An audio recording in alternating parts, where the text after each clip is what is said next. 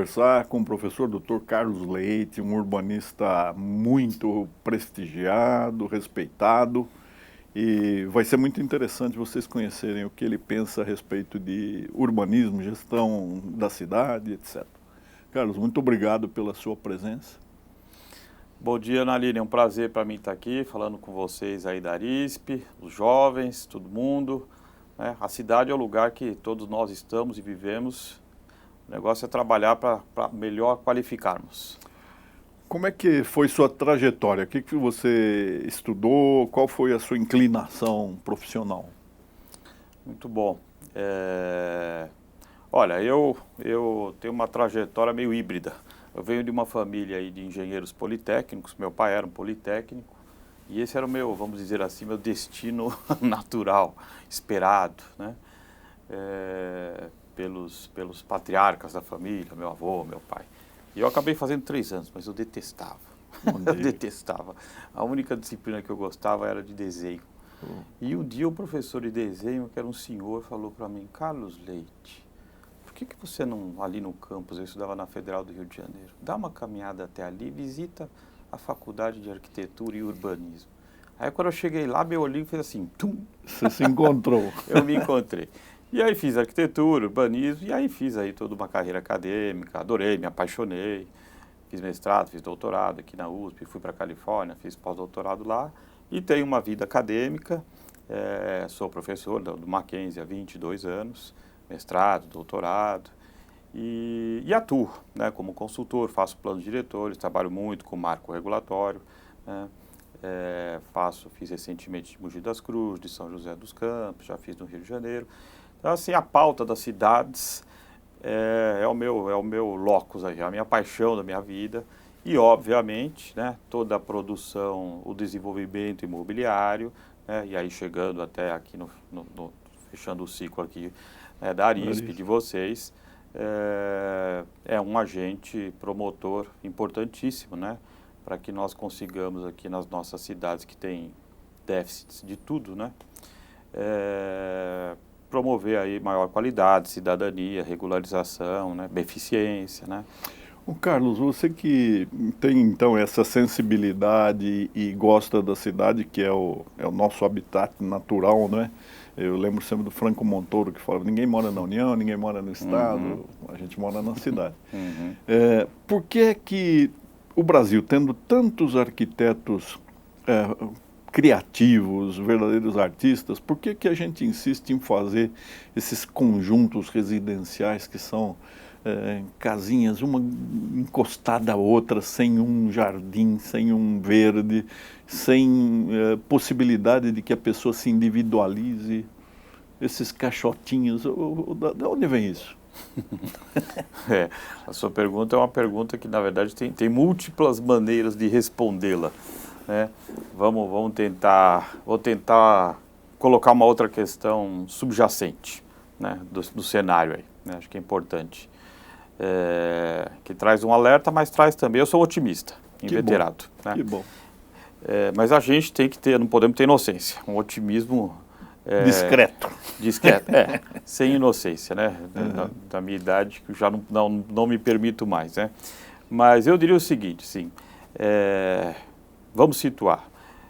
Esse aqui já virou lugar comum, século XXI, é o século das cidades, né? Todo mundo está falando isso. O século XIX foi o século dos impérios, Império Inglês, né, por exemplo. Século XX, o século das nações, Estados Unidos da América.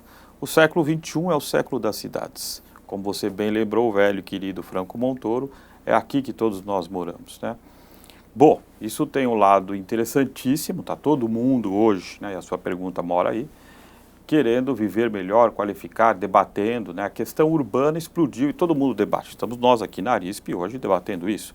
Os jornais, a grande imprensa, a mídia. Saiu da questão apenas dos urbanistas e do pessoal do direito urbano. Não é só academia, não é? Todo mundo está discutindo como viver melhor. Por que os projetos de revitalização do centro de São Paulo não dão certo? Eu diria... Há 40 anos eu ouço revitalização. Se eu fosse reduzir em uma resposta única, uma bala de prata: falta de continuidade de gestão. O prefeito Henrique Peñalosa, que é um caso exitoso em Bogotá, né, agora voltou a ser eleito lá, né, transformou Bogotá, assim como Medellín, né, transformou cases, né, de sucesso, saíram do fundo do poço e viraram cidades exemplares aí na América Latina. O Henrique Peñalosa tem uma frase muito interessante, ele diz: na América Latina nós temos um problema crônico, nós gestores públicos, que é o seguinte: nós não admitimos cuidar do filho do outro. É isto, né?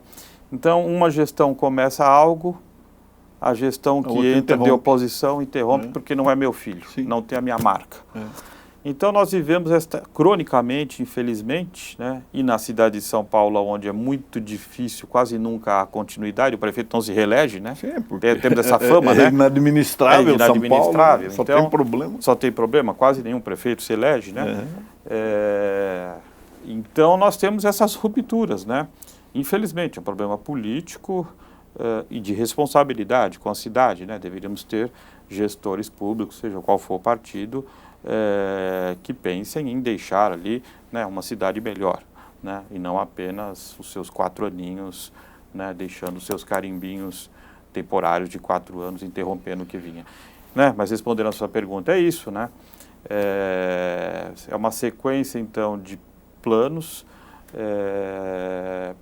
que uma gestão, até planejar isso, aquilo, audiência pública, para você sabe bem, né? E aí entra Ministério Público, isso e aquilo, não sei o que, né? A interferência da justiça. Da justiça, isso, aquilo, são morosos, nossos processos são morosos, de intervenção urbana. Né? Essa é uma outra questão interessante, né? São muito morosos, né? Aí vai começar, ó, licita isso, aquilo, vai começar, está acabando o mandato daquele gestor. Aí o outro vem, não, esse filhote não é meu. Não é nada disso. Esse filho não é meu, não vou dar continuidade, vamos mudar para lá. Qual é a sua ideia sobre São Paulo? É uma cidade sustentável ou pode vir a ser? Eu acho que São Paulo, sem dúvida, pode vir a ser, né? Nós temos aí a massa crítica mais robusta. Nós temos aí, finalmente, um plano diretor muito moderno, contemporâneo, que traz aí as induções para isso. Eu estou pensando na larga escala, estou pensando em questões de médio e longo prazo, questões estruturantes, né? Por exemplo, emissão de gás de efeito estufa, né? Um dos maiores dramas hoje das grandes cidades. Principal emissor, carros e ônibus, né? A gasolina e diesel. Muito bem. Isso envolve uma questão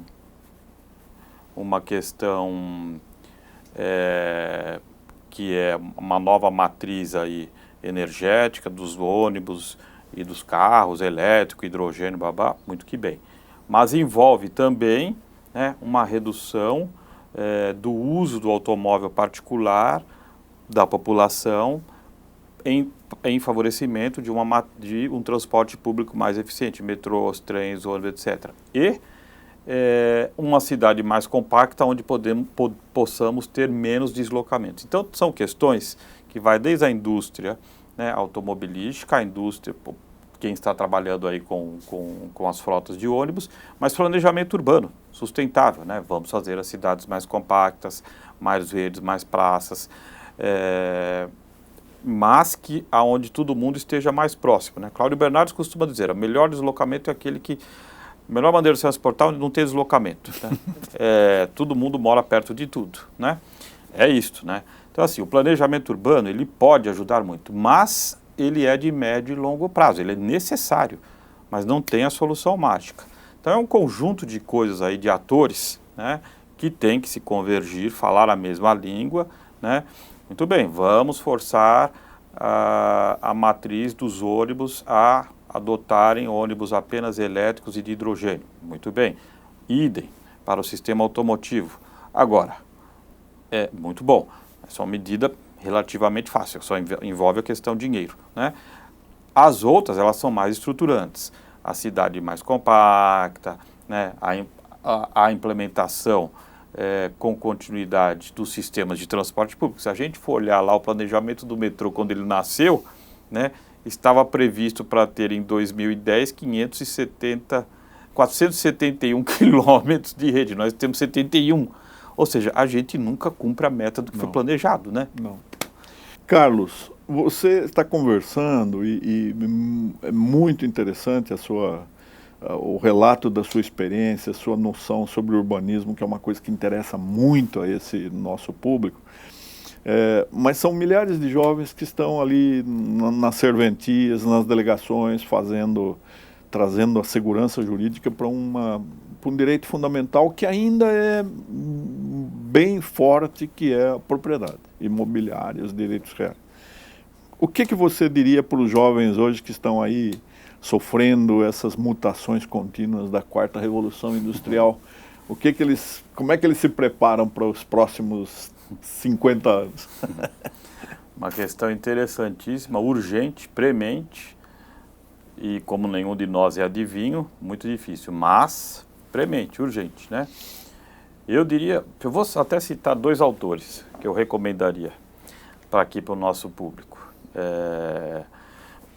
2 economistas urbanos, economistas que se dedicam a entender as cidades. São 2 dos grandes nomes de hoje em dia. Edward Glaeser, que dá aula em Harvard, de economia urbana, já esteve várias vezes aqui no Brasil, estive com ele. E tem livro que tem um livro em português chamado O Triunfo das Cidades. Ele diz, a maior invenção da humanidade são as cidades, né? Elas são tudo de melhor que podemos ter, né? Vamos imaginar há 5.000 anos atrás, cada pessoa estava num canto de um lugar, do campo, e ninguém se encontrava para nada. Então as cidades nascem, voltamos lá à Grécia, para se fazer troca de tudo. Troca comercial de serviço, de conhecimento, né? Os filósofos, tudo se encontrando, lendo, debatendo, né?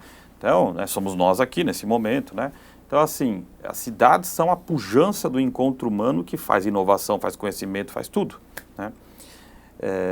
Quanto mais a gente se encontra, mais riqueza de ideias, de inovação, de troca de conhecimento, de tecnologia vai nascendo. Muito bem. Edward Glaeser é um. E o outro é um que está no Canadá, na Universidade de Toronto, chama-se Richard Florida, que tem um livrinho também em português que se chama Emergência da Classe Criativa. Este, eu acho que pode ser um bom frase do primeiro, Edward Glaeser. Das 5 cidades fundadoras dos Estados Unidos da América, apenas uma sobreviveu, Boston, porque tinha universidade. Olha aí. Olha que interessante. Portanto, conhecimento. E do Richard Florida, que no seu livro, como economista, trabalha com dados, pesquisa baseada em dados. Ele fez um mapa, um ranking das 50 maiores cidades americanas, quais as que estavam à frente, na década de 90.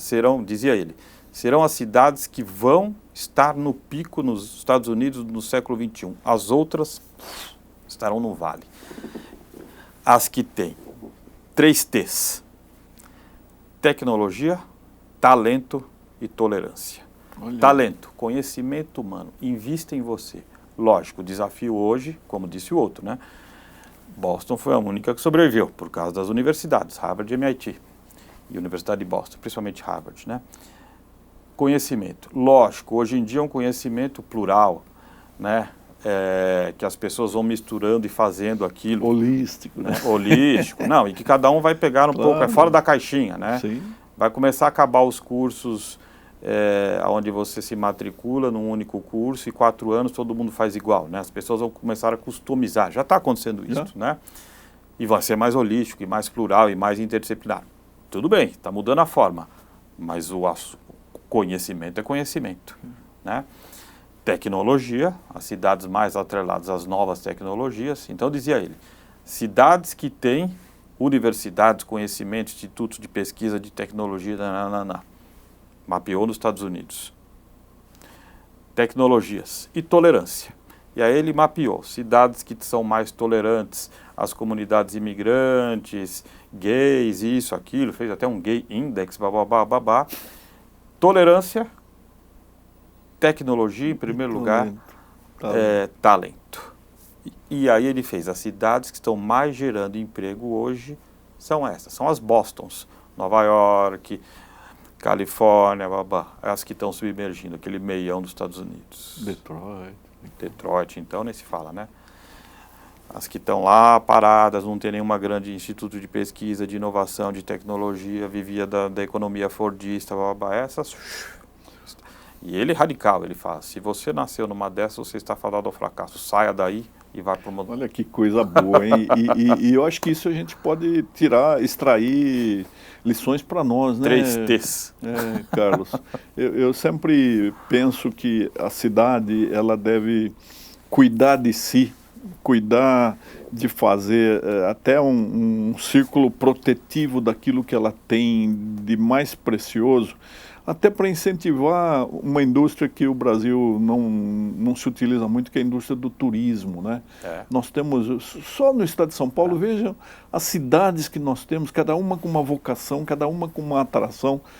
Nós precisamos explorar melhor isso, até porque aquele velho conceito de emprego está um pouco inadequado, né? Defasado, né? Mas olha, nós conversamos com o professor Dr. Carlos Leite de Souza, urbanista, docente, intelectual, pensador, planejador, urbanista que está dando a sua contribuição para tornar as cidades melhores, a começar de São Paulo. Obrigado, viu, Carlos? Está sempre convidado a comparecer aqui, trocar essa sua brilhante experiência com os jovens da Uniregistral. Doutor Nalini, o prazer foi todo meu, um prazer conversar com vocês, estarei sempre à disposição. Boa sorte para todos nós.